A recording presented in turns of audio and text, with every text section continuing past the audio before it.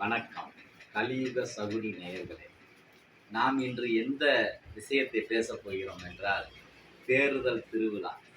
தமிழகத்தில் 19/4/2024 தேர்தல் திருவிழா நடந்தது.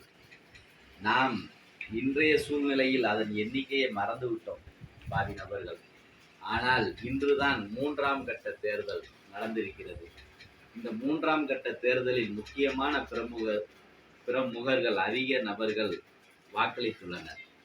பிரதமர் நரேந்திர மோடி, அமித்ஷா, ஜெனிலியா போன்ற பிரபலங்கள் வாக்களித்துள்ளனர்.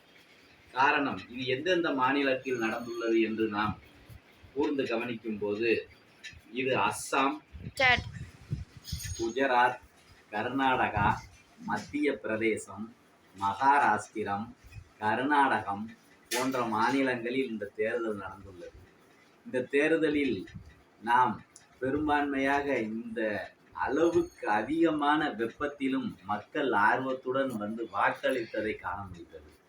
இந்த இந்திய ஜனநாயகம் என்பது ஒரு நபர் அல்ல, 140 கோடி மக்கள். இந்த அனைத்து மொழி பிரிவால் நாம் பிரிந்திருந்தாலும் இந்த ஜனநாயகம் என்ற ஒற்றை புள்ளியில் நாம் ஒன்று சேர்கிறோம். ஏனென்றால் ஒரு சிறந்த தலைவரை தேர்ந்தெடுக்க வேண்டும். இந்த நாட்டிற்கு ஒரு சிறந்த வளர்ச்சியை கொண்டு செல்லும் ஒரு சிறந்த தலைவர் தேவை. அதற்காக நமக்கு கிடைத்த ஒரே ஆயுதம் வாக்குரிமை.